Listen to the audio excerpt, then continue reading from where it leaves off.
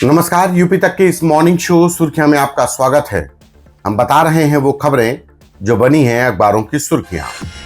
तो शुरुआत उस खबर से जिस राहत लखनऊ जैसे महानगर में रहने वाले लोगों को मिलेगी पार्किंग की सुविधा से जुड़ी हुई। लखनऊ नगर निगम ने फ्लैक्सी पार्किंग व्यवस्था लागू करने का निर्णय ले लिया है।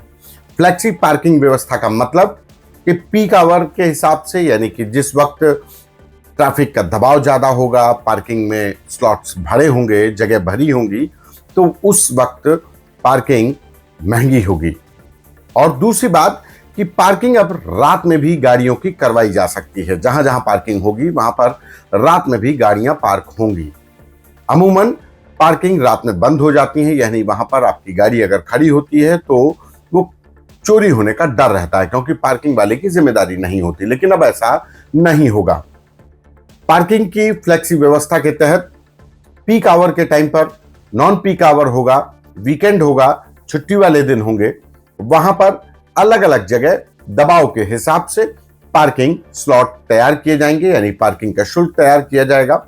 और इतना ही नहीं, इस पार्किंग व्यवस्था के तहत उन छोटी सड़कों को भी पार्किंग के तहत इस्तेमाल किया जाएगा। ओवरब्रिज के नीचे की जगह को भी पार्किंग के तौर पर इस्तेमाल किया जाएगा, जहां पर ट्रैफिक ज्यादा रहता है और लोगों को गाड़ी पार्क करने की समस्याएं होती हैं। इसके तहत पार्किंग महंगी हो जाएगी। जब पीक आवर होगा तो पार्किंग महंगी होगी। रात के समय पर जब ये कहा जाए कि दबाव कम होगा, तब ये पार्किंग के रेट होंगे वो कम होंगे। ये फ्लैक्सी पार्किंग व्यवस्था लखनऊ नगर निगम में लागू होने जा रही है। और इसके बाद लखनऊ के बाद उत्तर प्रदेश के तमाम अन्य बड़े महानगरों में भी इसी तरीके की व्यवस्था लागू होगी। शुरुआत लखनऊ से हो रही है। इसके बाद बात मुख्तार अंसारी के बेटे उमर अंसारी की। उमर अंसारी की जेल बदल गई है। उमर अंसारी को गाजीपुर से कासगंज जेल में शिफ्ट कर दिया गया है। करीब 9 से 10 घंटे की सड़क यात्रा करने के बाद गाजीपुर से वैन के जरिए, जेल वैन के जरिए उमर अंसारी को उस कासगंज जेल भेजा गया, जहां से कुछ महीने पहले उमर के बड़े भाई और विधायक रहे अब्बास अंसारी की जेल से रिहाई हुई थी। करीब 2.5 साल अब्बास अंसारी इसी कासगंज जेल में बंद था। अब छोटे भाई और मुख्तार अंसारी के छोटे बेटे उमर अंसारी को इसी कासगंज जेल में रखा गया है। जिस बैरक में रखा गया है वो हाई सिक्योरिटी बैरक है। सीसीटीवी से निगरानी रखी जाएगी। जेल नियमावली के तहत जो दरी है, घड़ा है पानी पीने के लिए, जो जेल नियमावली के तहत सामान दिया जाता है वो ही सामान दिया जाएगा। यानी कि कासगंज जेल में जिस तरीके से अब्बास अंसारी को रखा गया, ठीक उसी तरीके से उमर अंसारी को रखा जाएगा। अब जब बात अंसारी परिवार की हो रही है तो एक और उसी से जुड़ी हुई खबर कि अब्बास अंसारी को हाईकोर्ट ने लोअर कोर्ट से जो मिली 2 साल की सजा थी उसको रद्द कर दिया। तब सवाल कि अब्बास अंसारी को विधायकी मिल पाएगी, क्योंकि लोअर कोर्ट से अब्बास अंसारी को जब 2 साल की सजा सुनाई गई तो उत्तर प्रदेश विधानसभा अध्यक्ष सतीश महाना की तरफ से अब्बास अंसारी की विधायकी रद्द करने का नोटिस जारी कर दिया गया। चूंकि सजा पा चुके, प्रावधान है कि कोई भी जनप्रतिनिधि अगर 2 साल या 2 साल से अधिक की कोर्ट से सजा पा जाता है तो उसकी विधायकी सांसदी चली जाएगी। अब्बास अंसारी को लोअर कोर्ट से सजा मिली तो विधानसभा प्रशासन ने इस संबंध में सीट खाली होने का नोटिस जारी कर दिया, नोटिफिकेशन कर दिया कि अब्बास अंसारी को सजा हो गई, अब ये सीट खाली, यानी कि विधायकी चली गई। लेकिन अब इलाहाबाद हाई कोर्ट ने जब अब्बास अंसारी की सजा रद्द कर दी है तो सवाल कि अब्बास अंसारी की विधायकी कैसे मिलेगी, क्योंकि उत्तर प्रदेश विधानसभा पहले ही अब्बास अंसारी की सीट को रिक्त घोषित कर चुकी है। ऐसे में अब्बास अंसारी को विधानसभा में दोबारा प्रत्यावेदन देना होगा। विधानसभा का जो प्रशासन है उसको प्रत्यावेदन देना होगा कि उनकी विधायकी में जो सजा मिली थी वो खत्म हो गई है। ऐसे में उनकी विधायकी बरकरार रखी जाए, बहाल की जाए। अब ये विधानसभा अध्यक्ष और प्रशासन को नियमावली के तहत निर्णय लेना होगा। लेकिन आशंका जताई जा रही है कि अब्बास अंसारी को इसके लिए कोर्ट का दरवाजा खटखटाना पड़ सकता है, क्योंकि ये एक टेक्निकल पहलू है। नियमों के तहत अब इसमें कैसे क्या निर्णय होगा, इसके लिए अब्बास अंसारी को कोर्ट भी जा सकते हैं। उनके जो जुड़े हुए लोग हैं उनका कहना है कि अभी प्रत्यावेदन नहीं दिया गया है। विधानसभा अध्यक्ष को प्रत्यावेदन देने के बाद आगे का निर्णय लिया जाएगा। एक और खबर राजनीति से जुड़ी हुई। कौशाम्बी की चाइल्ड सीट से विधायक पूजा पाल पूरी तरह से समाजवादी पार्टी के दामन छोड़ चुकी हैं। वजह कि पूजा पाल ने जो पत्र अखिलेश यादव को एक ओपन लेटर लिखा, उसमें सीधे से आरोप तो लगाए ही कि समाजवादी पार्टी और उनकी नीतियां हमेशा अपराधियों के साथ खड़ी रही। जब उनके पति राजूपाल की हत्या हुई तो उसके बाद हत्यारोपी अतीक अहमद और अशरफ के साथ समाजवादी पार्टी खड़ी रही। ऐसे में जब बीजेपी सरकार में अतीक और अशरफ की हत्या कर दी गई तो एक तरीके से पूजा पाल ने कहा कि मुझे न्याय मिल गया है और यह न्याय बीजेपी सरकार में मिला है।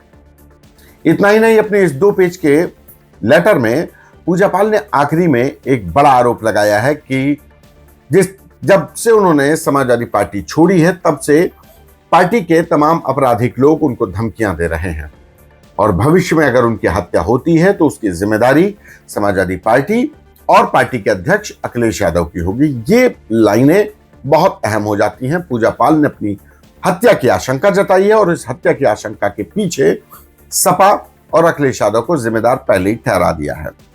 हालांकि इस पत्र को लिखने के बाद से पूजा पाल कहीं सामने नहीं आ रही हैं।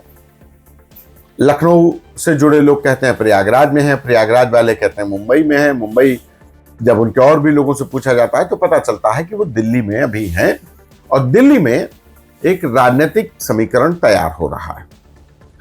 राजनीतिक समीकरण ठीक उस तरीके से जब साल 2016 में, आपको याद होगा कि उत्तर प्रदेश में 2017 में बीजेपी की सरकार आई, उसके बाद जिस तरीके से माहौल बना अपराधियों के खिलाफ कार्रवाई करने का, उसके बाद से जब अपराधियों के एनकाउंटर होने लगे, अपराध पर नकेल कसी जाने लगी और पूजा पाल ने राज्यसभा चुनाव में क्रॉस वोटिंग की, उसके बाद से बीजेपी की नजर पूजा पाल पर थी। यानी कि पूजा पाल का जो वोट बैंक है, जो पाल समाज का वोट बैंक है, यानी कि अखिलेश यादव की पीडीए की ताकत को तोड़ने का पूजा पाल एक बड़ा हथियार बीजेपी के लिए हो सकती है। वजह कि जो बिरादरी है, पाल बिरादरी का न सिर्फ कौशाम्बी, प्रयागराज, बांदा, चित्रकूट जैसे तमाम जगहों पर, बल्कि पाल बिरादरी एक बड़े ओबीसी वर्ग का भी नेतृत्व करती है। ऐसे में पूजा पाल न सिर्फ अपराधियों का शिकार बल्कि बीजेपी की न्याय व्यवस्था के भी एक सशक्त उदाहरण बनेंगे और यही वजह है कि अब पूजा पाल को लेकर के तमाम राजनीतिक समीकरण तैयार हो रहे हैं। पूजा पाल पूरी तरीके से समाजवादी पार्टी के खेमे से हटकर बीजेपी के पास आ चुकी हैं। हालांकि उन्होंने बीजेपी ज्वाइन नहीं की है। ऐसे में पूजा पाल को आगामी पंचायत चुनाव होंगे या फिर विधानसभा चुनाव 2027 का, उसमें पूजा पाल को आगे करके बीजेपी कहीं ना कहीं समाजवादी पार्टी के पीडीए के फॉर्मूले, पीडीए के वोट बैंक, पीडीए की ताकत में एक बड़ी सेंधमारी करने की जुगत में लगी हुई है और पूजा पाल इसमें एक बड़ा चेहरा, बड़ा हथियार बनेंगी बीजेपी की तरफ से, जिसका कार्ड समाजवादी पार्टी भी ढूंढने में लग गई है। और वो ढूंढ ऐसे रही है कि समाजवादी पार्टी ने आज से सम्मेलन शुरू किए हैं, तमाम जातियों के सम्मेलन शुरू के, पाल समाज का सम्मेलन भी होगा, तमाम जातियों की जो ओबीसी वर्ग की जातियां हैं या पीडीए का हिस्सा हैं, उनकी जातिगत तरीके से वो सम्मेलन हो रहे हैं कि ताकि जो लोग हैं वो उनसे जुड़े रहें। समाजवादी पार्टी की जो अपना पीडीए का जो फॉर्मूला है वो और भी ताकतवर होता रहे। इसके बाद बात अपराध की करें। मौजूदा वक्त में जो सबसे बड़ी चुनौती है वो है साइबर क्राइम और इस साइबर क्राइम को निपटने के लिए उत्तर प्रदेश पुलिस में तमाम बड़े निर्णय लिए जा रहे हैं और जिसमें सबसे बड़ा निर्णय है साइबर अपराध से निपटने के लिए, जहां साइबर क्राइम हेडक्वार्टर्स बनाए जाने का निर्णय लिया गया है, वहीं दूसरी तरफ साइबर कमांडो भी तैनात होंगे। डीजीपी राजीव कृष्ण ने एक आदेश जारी किया है कि अब सभी जिलों में साइबर कमांडो तैयार होंगे। साइबर कमांडो हर फील्ड ड्यूटी से, कानून व्यवस्था की ड्यूटी से अलग होंगे और वो दूसरे जो चाहे वो थाने स्तर के पुलिसकर्मी हो या जोन स्तर के हों, उनको ट्रेनिंग देंगे और हमेशा साइबर की बड़ी घटनाओं को रोकने के लिए तत्पर रहेंगे। तो ये थी आज की वो बड़ी खबरें जिनका जानना था आपके लिए जरूरी। यूपी तक के इस मॉर्निंग सेगमेंट में दीजिए मुझे इजाजत। नमस्कार।